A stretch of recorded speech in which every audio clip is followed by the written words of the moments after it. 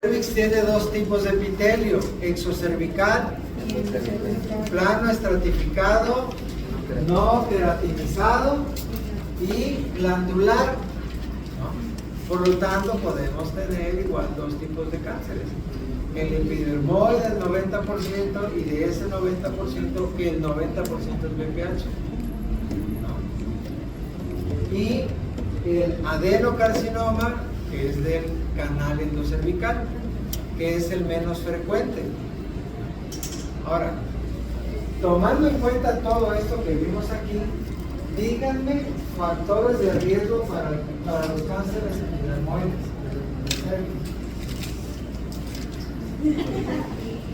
Múltiples parejas. Malos hábitos. Cambios en el BPH, múltiples parejas sexuales, ¿cómo se llama? El fumar en todos entra, ¿no? Pero aquí tiene que ver la higiene, la ropa, las parejas. Tiene que ver más con eso. Y factores de riesgo para el adenocarcinoma,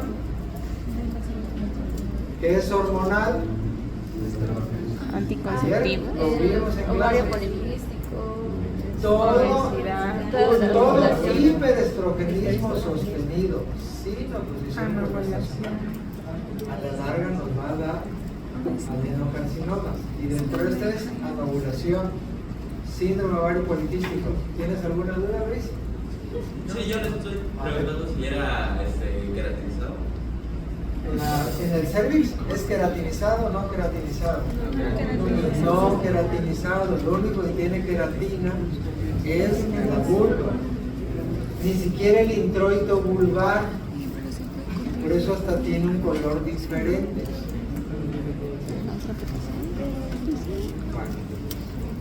Entonces, todo lo que nos dé anovulación por todo lo que nos dé hiperestrogenismo sostenido sin oposición progestacional, tarde que temprano nos va a dar adenocarcinoma, es un factor de riesgo. Entonces, ¿qué sería esto? Anovulación, SOP, síndrome metabólico, síndrome de Hanae, que tiene que ver con resistencia a la insulina, obesidad.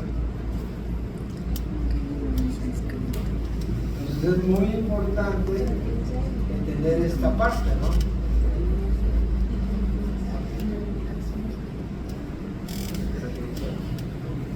Entonces, para factores de riesgo, pues hay factores de riesgo que están relacionados para cáncer, para el adenocarcinoma, que son los que acabamos de ver. Y los primeros que dijimos es para el cáncer epidermoide. Es algo que tampoco se nos debe de pasar. Hay pacientes que pueden tener los dos tipos de cánceres. Sí. Y muchas veces los factores de riesgo se van a combinar. Pacientes obesas, hipertensas, diabéticas, multíparas, con múltiples reglas sexuales, pues tienen el derecho a tener cualquiera de los dos, o los dos.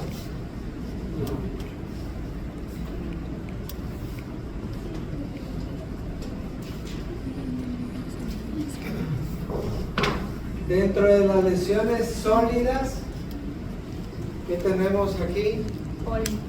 Pólipos, ¿se acuerdan del palm coin? Entonces aquí son los... ¿Y qué tienen los pólipos? Dijimos. Glándulas con revestimiento.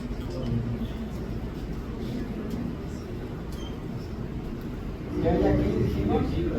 Tejido glandular. Tejido glandular. Es una glándula que no se ve. Tejido glandular cubiertas por un revestimiento epitelial. No epitelio plano estratificado, es una capita de revestimiento epitelial. Pero dentro hay glándulas. Y entonces estas glándulas, ¿qué nos pueden dar? Hiperplasias o cánceres. Entonces por eso todo pólipo que veamos lo tenemos que evitar.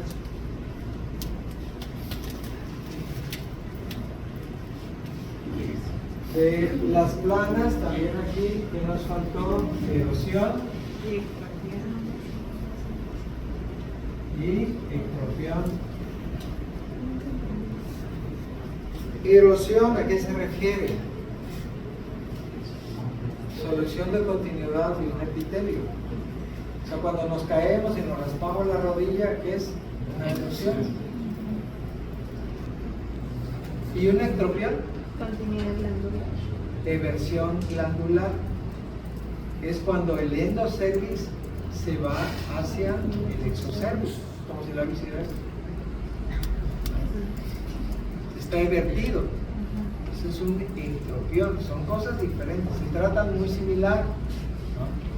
Pero son cosas diferentes.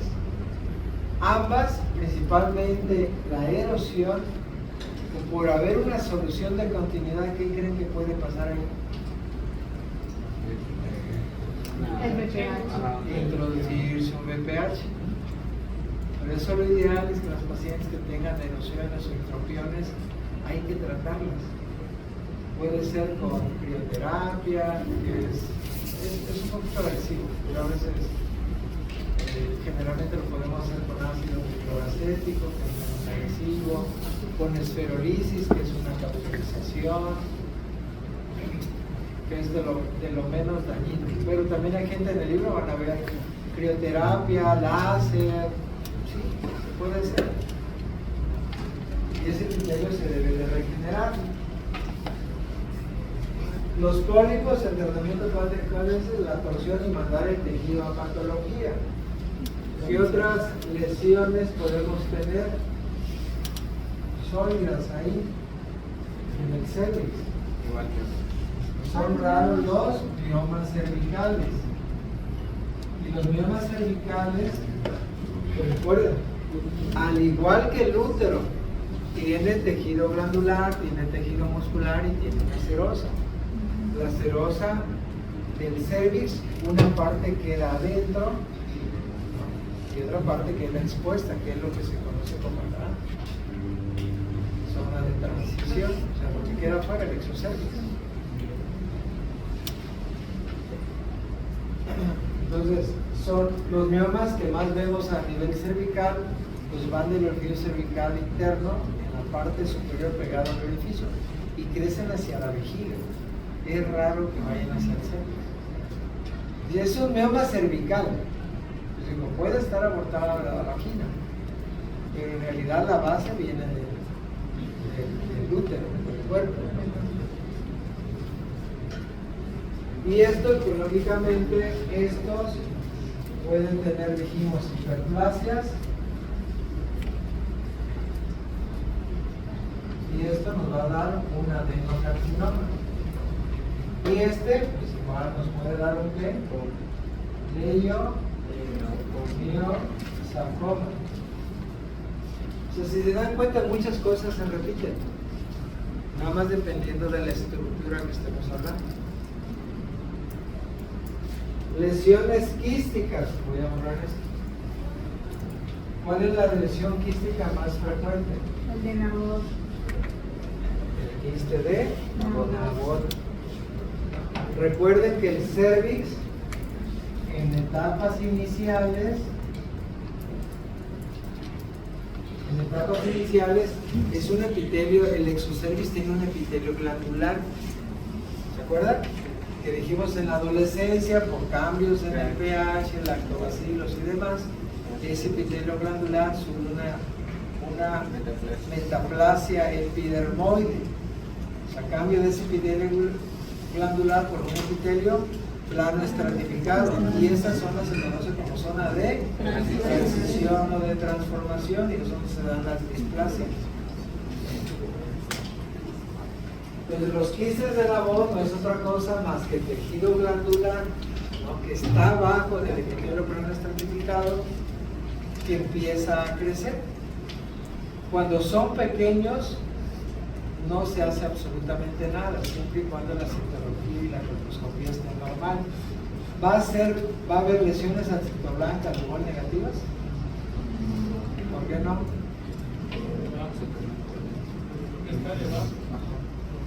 Está debajo. Y la otra cosa es que, pues, que no tiene cambios displásicos. Entonces, si a un quiste de Nabot le ponemos ácido acético, pues no va a haber acetoblanqueo. Y si le ponemos Lugol, pues todo el cervix, incluyendo el quiste de Nabot, va a ser Lugol positivo, Schiller negativo. Eso nos va a decir que no hay datos de un proceso premaligno o maligno. ¿Sí? Entonces, que antes no se hace nada. Algún otro quiste, pues también ahí es raro. Entonces ya vimos cervix. Ahora, ¿qué nos ocurre? Voy a borrar esto.